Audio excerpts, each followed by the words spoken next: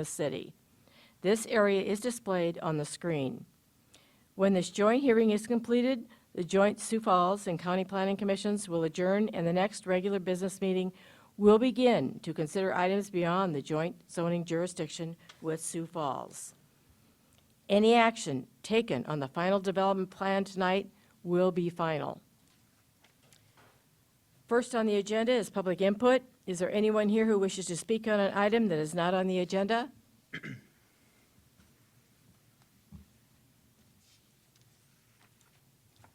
At this time, the Planning Commission will consider the minutes from the August 23rd, 2021 meeting. Does any Planning Commission member wish to have any item removed for discussion?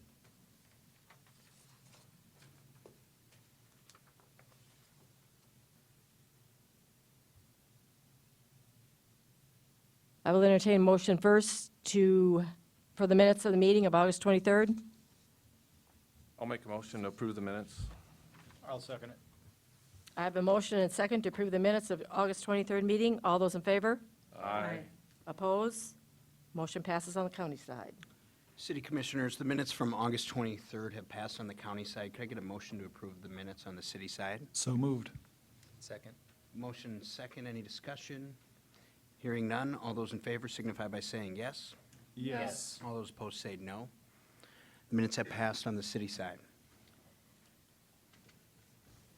The regular agenda will follow our normal hearing procedure by requesting planning staff to present a report on each item, and then request the petitioner to come to the podium and make a statement or answer any questions. Anyone from the audience wishing to address the item shall be recognized by the chair, move to the podium, and state your name and address for the record. We will then discuss the matter and take appropriate action. This is on the final development plan, 21-01. Petitioner is Tyler Childress. He's also the owner. It's 1 mile north of Sioux Falls. Kevin? All right. Good evening, Kevin Hookman, County Planning Department. This property has pretty recent memory in our guys' mind because we just rezoned our portion of this property a couple months ago, and that rezoning has passed at the joint county and city council. So this action is to approve the final development plan for the location for that rezoning, which is a planned development. The petitioner has submitted a site plan and some latest building plans, which contains the information that's required in the ordinance to cover to meet the requirements for the final development plan. I'll just kind of highlight a few of the key features. Here's the map of the proposed area. I'll start with that. You'll see that there is the building in the center, and then there's parking on the north of it and parking just next to the building as well. It's kind of hard to read on this map, but then also on the north side you'll see the road that kind of curves, and the driveway comes off the road there at the beginning of the curve. Some of the building plans for the building. I'll highlight that the building, according to the ordinance and how we measure building height, will be 31 feet tall, which is kind of an interesting way the ordinance reads, that you do half the height of a peaked roof to make the building height. So it's 31-foot tall building, which meets the requirements for the zoning district. The building plans for it, let's see if I have building plans, no. The building plans list that there would be 2,521 feet of event space, with another 9,000 feet or a little more than that for other purposes, with an occupant load of 168 occupants. I'll go back to the site plan here. The total site has 27 parking spaces, which is enough to meet the requirement of having 1 parking space for every 300 square feet of floor area in the building. The petitioner has pointed out that he does also have overflow parking on the property to the south with the existing event barn, as well as he has parking on grass areas throughout the property as well. Just a comment, and you'll see in the photos that the current driveway access is rather narrow, and that driveway access will have to be widened in order to allow a car going in and out at the same time.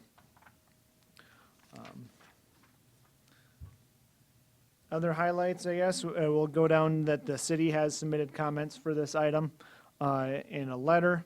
And I'll note that the applicant has submitted a topographic map that shows that the site plan the driveway does not cross city property.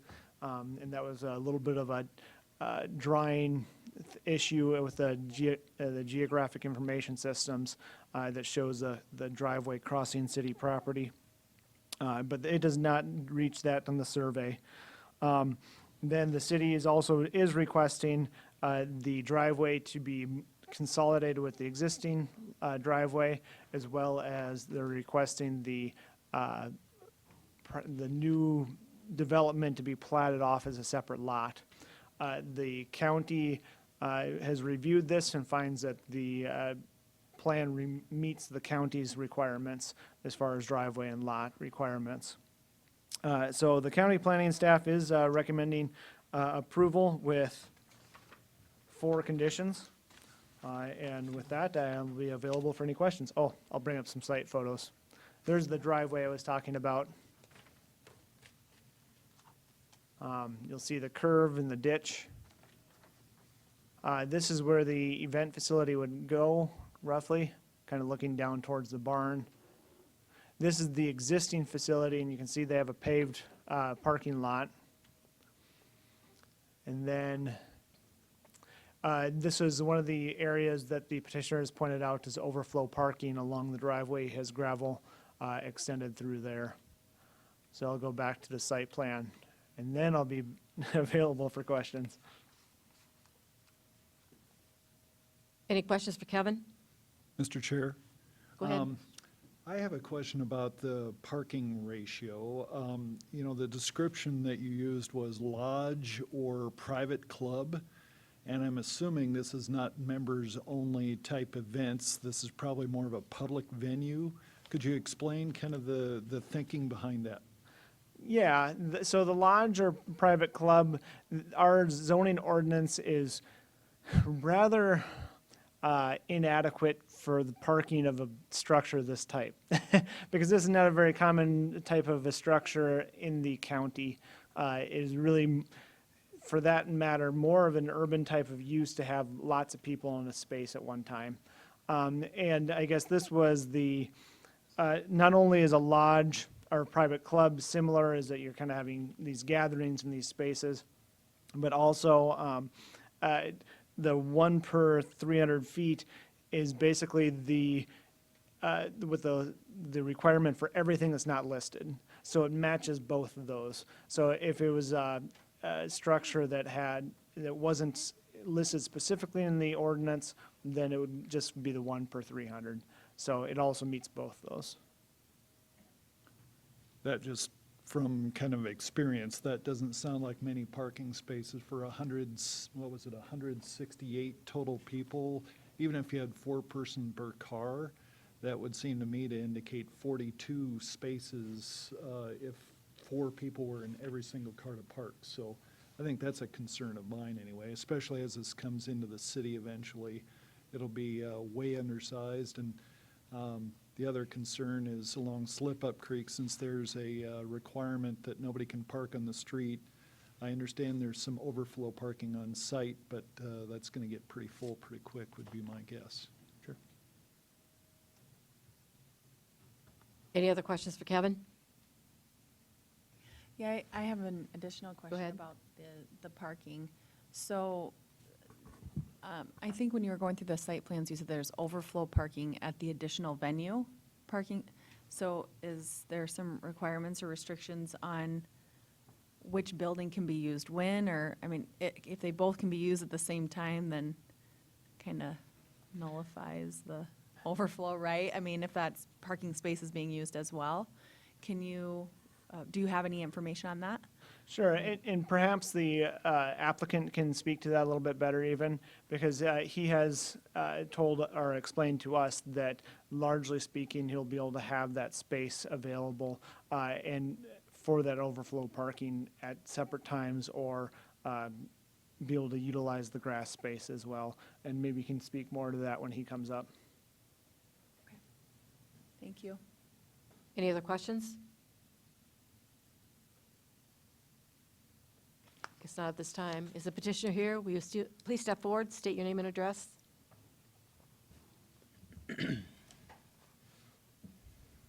Hello, I'm Tyler Childress, 47677 Slippery Creek Road.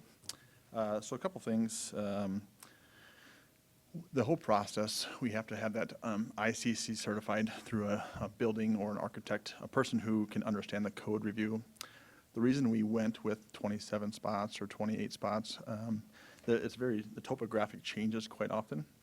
So down below, we have 120 paved spots, 95 crushed asphalt overflow lot, plus additional 30 acres that we own. So parking to us doesn't seem like it's going to be an issue. We understand that our requirements are to stay off Slip Creek Road. We have not had problems in our past 100 events that we've had at the other facility. So we understand how to mitigate that and make sure enough parking on this top hill as well. There's additional grass lot, that's additional 1.5 acres that'll be used, plus down below as well. So we don't see parking as an issue. We have already had 100 events. There are similar venues to this that are around the area that have two parking side by side, and our proposed parking is that or bigger. So we don't see that as an issue. We've already been approved for the township widening of that particular access point. Don Oschlinger and Will from the township approved us of the driveway improvement. I already have that paperwork to make sure that that access point is wide enough. We're going from a 12-foot to a 24-foot. We may end on 26, just depends on kind of how we want to do that. Yes, I guess we do see this as a lodge, a venue. It's multiple different things. We'll be servicing some of the cemetery, some of the veterans. We'll be servicing some wedding clientele. This particular design is a lot more cabin feel or hills feel to it. So we see some smaller events happening, some events that are 20 people, 40 people, some may get bigger, but we overall see this venue and the parking to be adequate to the business style. Any questions you may have? Madam Chair. Becky? So if somebody needs to use, if someone needs to use the overflow parking, since the topography changes, will there be a lit path or some way that they can go from one parking lot to the other for the safety of the patrons? Yeah, so up top, in addition to what we currently have, we're planning on using that driveway to park on both sides. And then again, 1.5 acres to the left side. We don't really see a whole lot of parking happening down below the hill because we're going to have 100 or more spaces up top. We're just going to pave that portion of the 27. The other building that's down below is much bigger, 12,500 square foot, and that had a requirement of 33 paved parking spaces. So this one has 27, so it's similar use, similar style, just smaller. So that's why the parking requirements are there. So if we do see, we have a kind of a gate that separates the two areas. If we see that need, we think we'll have some lights. We definitely can do that. We want to kind of see how the parking flows. I don't think we'll need to have, we're going to have a lease agreement between this top lot and the bottom lot. Just, we're going to have them in separate LLC names and just more of a paperwork trail to make sure we have a common knowledge of parking. We're going to have signs that are on both locations to direct traffic both ways. Our current barn one has lights on the outside of it that are very nice at nighttime. Parking lots, most places of our size and our age and our style don't even have 27 paved. We have 120 plus more down below, so we really don't see there's a really huge need to have signs. But if that's something we need to do, as we grow and as we see a need, we're always going to watch out for our clients, if that makes sense. Any other questions for him?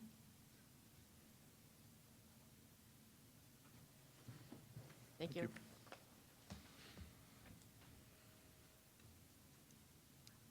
Commissioners?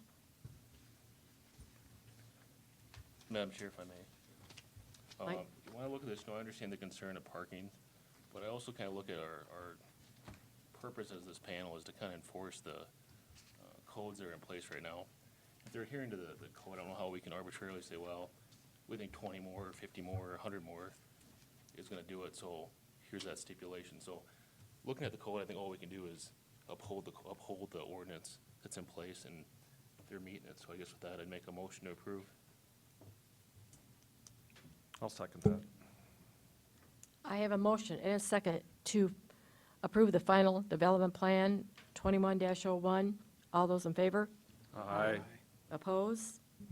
Motion passes on the county side. Madam, excuse me, Madam Chair, I'd just like to make a point of order. I don't believe we've had public input yet on this item. I'm sorry.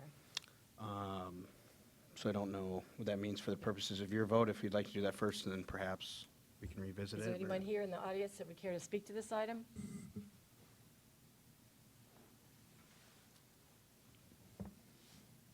Thank you. Go ahead. Sorry. City Commissioners, the item has passed on the county side with 4 conditions attached to it. Can I get a motion on the city side? I'll make a motion. We have a motion and a second. Commissioners, further discussion on this item tonight? Mr. Chair, I didn't mean to say that a concern about parking was trying to overturn the current ordinance. I just questioned whether the, I guess, definition of a lodge or private club is correctly aligned with a party barn, which is quite a lot different, at least in the city code. And so that's part of the perspective that I hope to bring up for our consideration. Thank you, Commissioner Irvin. Further discussion on this item tonight? Seeing none, all those in favor signify by saying yes. Yes. All those opposed say no. Final Development Plan 2101 has passed on the city side. Thank you. Any old business? Any new business? I'm going to entertain a motion to adjourn. So moved. I'll second it. All those in favor? Aye. Opposed? Motion passes on the county side. City Commissioners, the county has adjourned. Can I get a motion to adjourn on the city side? Good second. I have a motion and a second. Any further discussion tonight? Seeing none, all those in favor of adjournment signify by saying yes. Yes. All those opposed say no. We're adjourned on the city side. Thank you.